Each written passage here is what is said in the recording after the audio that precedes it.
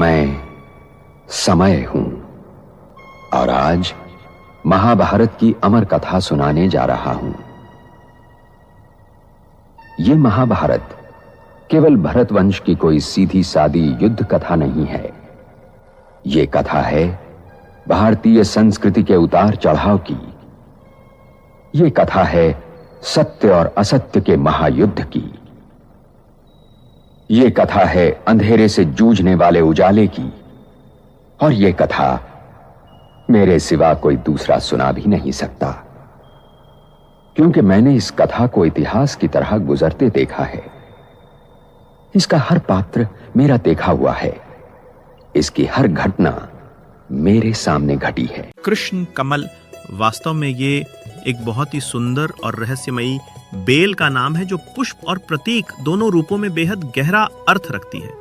इसे अंग्रेजी में पैशन फ्लावर कहा जाता है। इसका वैज्ञानिक नाम है पैसिफ्लोरा इनकर्नाटा या पैसिफ्लोरा सैरोलिया है। ये बेलदार पौधा होता है जो बहुत ही सुंदर और अद्वितीय फूल देता है। वास्तव में कुदरत किसी न किसी रूप में इन विशिष्ट आत्माओं के चरित्र को संजो कर रखती है। फूल के आकार में राधा कृष्ण की झांकी सी प्रतीत होती है। मध्य में एक मोर पंख जैसा रंगीन केंद्र होता है। उसके चारों ओर झुमके जैसे तंतु होते हैं जो रासलीला के चक्र की अनुभूति कराते हैं। भारत में इसे कृष्ण कमल कहा जाता है क्योंकि इसमें 5 पुंके सर माने जाते हैं पांडव, 3 स्त्री केसर माने जाते हैं कृष्ण के त्रिशूल रूप, और चारों ओर फैले रंगीन तंतु सुदर्शन चक्र और मोर पंख जैसे प्रतीत होते हैं। ये फूल केवल कुछ समय के लिए ही खिलता है, जैसे रास का दर्शन केवल चेतना के विशेष क्षणों में होता है। कृष्ण कमल आत्मा की वो अवस्था है जहां रूप भी है, रस भी है, पर राग नहीं है, विलास भी है लेकिन विकार नहीं। यह फूल सिखाता है कि तुम्हारे जीवन में रंग हो पर रंग में रंग न जाना, प्रेम हो पर अपेक्षा नहीं, सहभागिता हो पर बंधन नहीं, सेवा हो पर मैं न हो। तुम्हारी चेतना रास रचाए पर स्वयं साक्षी बनी रहे। यही कृष्ण कमल है।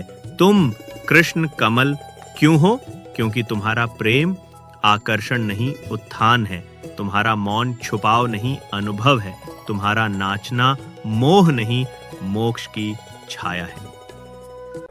मैं ही दुर्योधन हूं, मैं ही अर्जुन और मैं ही कुरुक्षेत्र।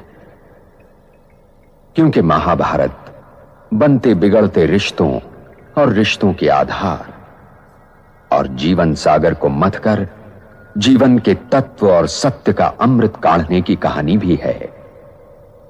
और यह लड़ाई हर युग को अपने अपने कुरुक्षेत्र में लड़नी पड़ती है, क्योंकि हर युग के सत्य को वर्तमान असत्य से जूझना पड़ता है।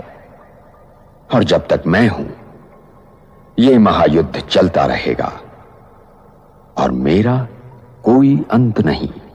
मैं अनंत हूं। इसीलिए यह आवश्यक है कि हर वर्तमान इस कहानी को सुने और गुने, ताकि वो भविष्य के लिए तैयार हो सके।